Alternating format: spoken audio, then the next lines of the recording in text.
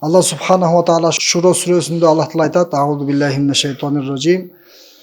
Velillahi mulkus semavati vel ard."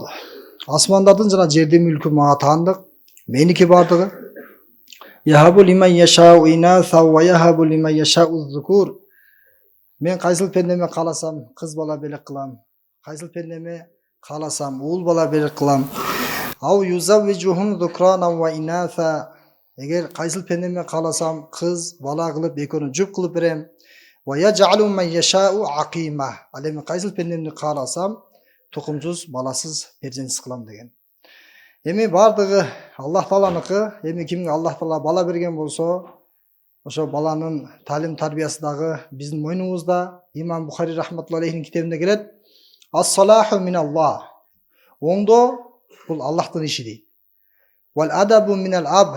Ал эми оңолууга себеп болуу бул ата-эненин, адеби ата-эненин тарбиясы дейт да. Демек ата-эне тарбия кылат, Аллах Таала хидаят берет. Ата-эне тарбия кылбайт, Аллах Таала хидаят бербейт.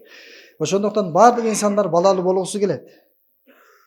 А кээ бир инсандар балалуу болгусу келбейт. Эмнеге? Себеби баласы бар инсандардын балдары башына түйшүк жаратып жатканын көрүп, ушу баланын баарынан жогу жакшы турбайбы деген ойдо калып калышы мүмкүн.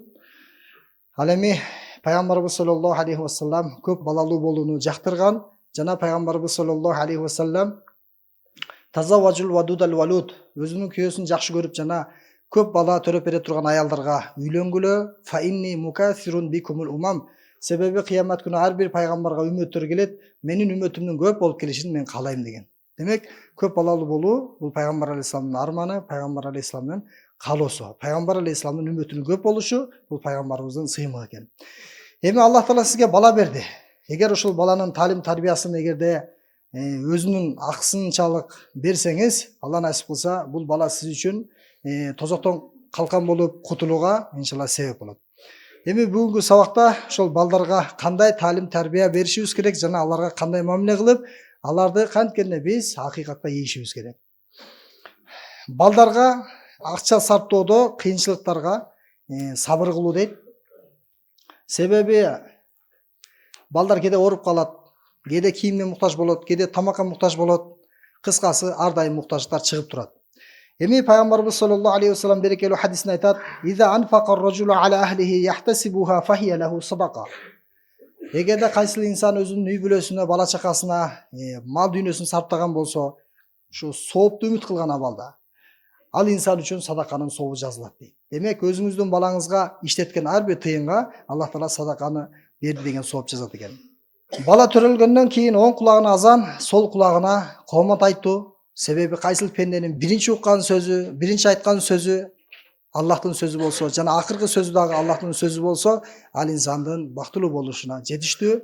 Ошондуктан эгер мүмкүнчүлүк болсо төрөлгөндөн кийин дароо оң кулагына азан, сол кулагына коомат айтуу бул пайгамбар алейхисаламдын сүннөтү.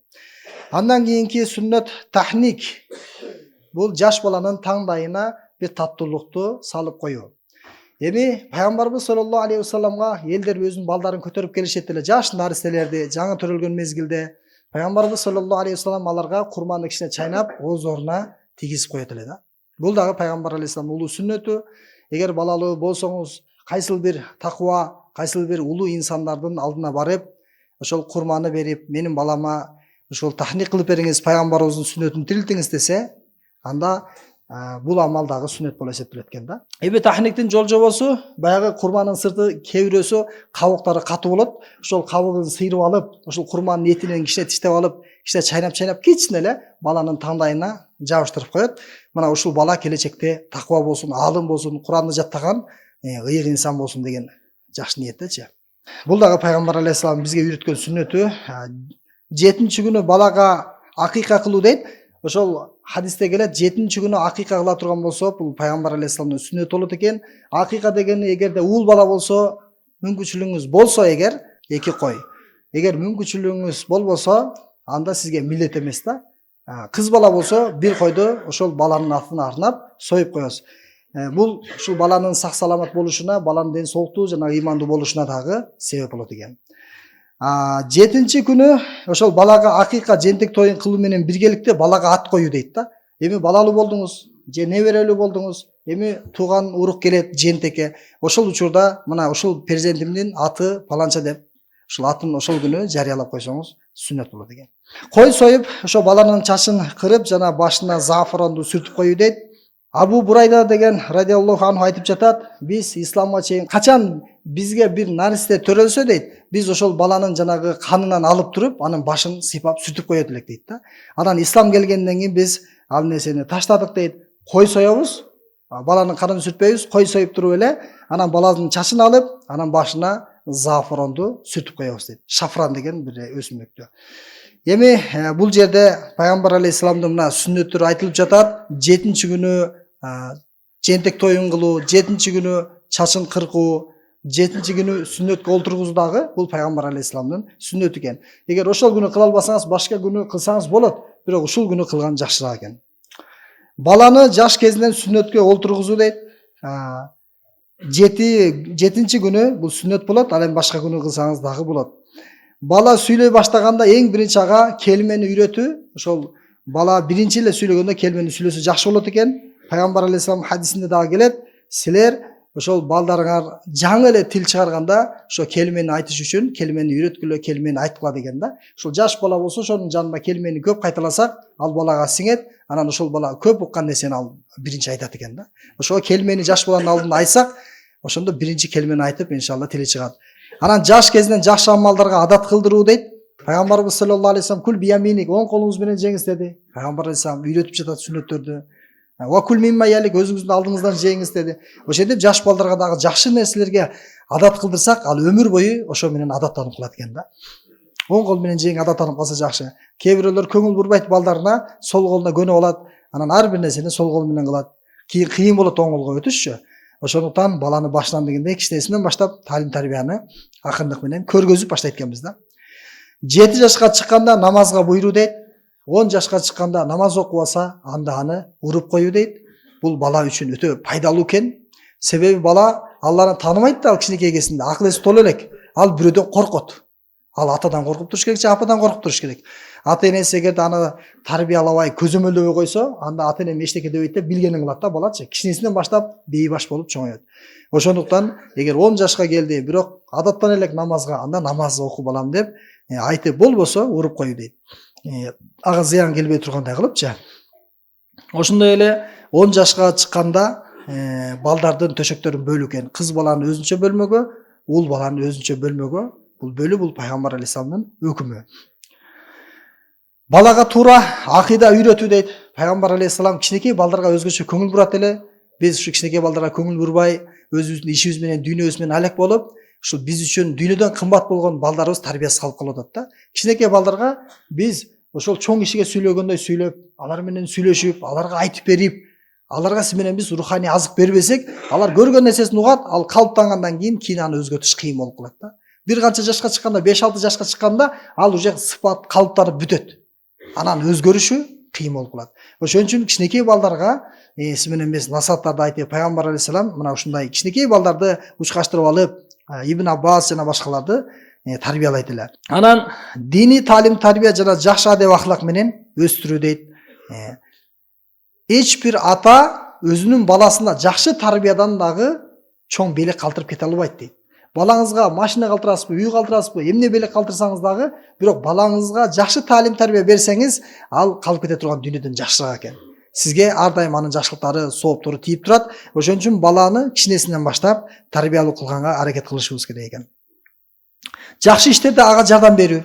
Мисалы бала жакшы иш кылайын деп атат. Эми ошол жакшы иштерди сиз менен биз үйрөтүп балдарга кичинесинен баштап кантип бирөөгө жардам бериш керек. Кичинекейсинен баштап колуна тыйындарды карматып, бирөөлөргө жардам бердирип, садакалар эшиктерге салдырып, ошол сыяктуу кичинесинен баштап балдарды жакшы нерсеге адаттандырып жардам беришибиз керек экен. Балдарга жакшы мамиле кылуу дейт. Себеби пайгамбар алейхисаламдын алдында Акра бин Хабисату радиаллаху анху келди. Ал өзү тоодо алыста жашагандыктан келгенде эле пайгамбар алейхисалам Хусейн радиаллаху анхуну өөп жаткан экен, мээрим төгүп жатканда, анан айтат: "Сиз небереңизди өөп атасызбы? Менин 10 балам бар, бирөөсүн өпкөн эмесмин" дейт. Анан ошондо айтат: "Жок, сен өбүшүң керек. Маллам ярхам ла юрхам." Ким мээрим төкпөсө, ага дагы Аллах Таала мээримин төкпөйт. Ошондуктан сен өзүңдүн балдарың, сен аларга мээрим төк деп пайгамбар алейхисалам үйрөткөн. Демек, биз өзүбүздүн балдарыбызга достой мамиле кылышыбыз керек экен чоңойго чейинчи.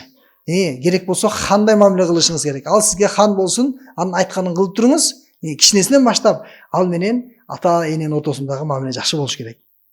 Уруша берсек, кага берсек, анда ал бизге жат болуп, бизге душман болуп, башкаларга дос болуп калат, өзүнүн сырын, өзүнүн бүт бардык көйгөйлөрүн бирөөлөргө айта турган болот да. Ата эненин ордуначы. Балдарына бирдей мамиле кылуу. Себеби бир адам Аллахтын элчиси сиз күбө болуңуз, мен ушул балама ушул беректи берип атам дегенде, пайгамбар алейхисалам айтты, башка балдарыңа да бердиңби дегенде, жок берген жокмун дейт. Анда мени күбө кылбай эле кой, анда башка бирөөнү күбө кыл дейт да.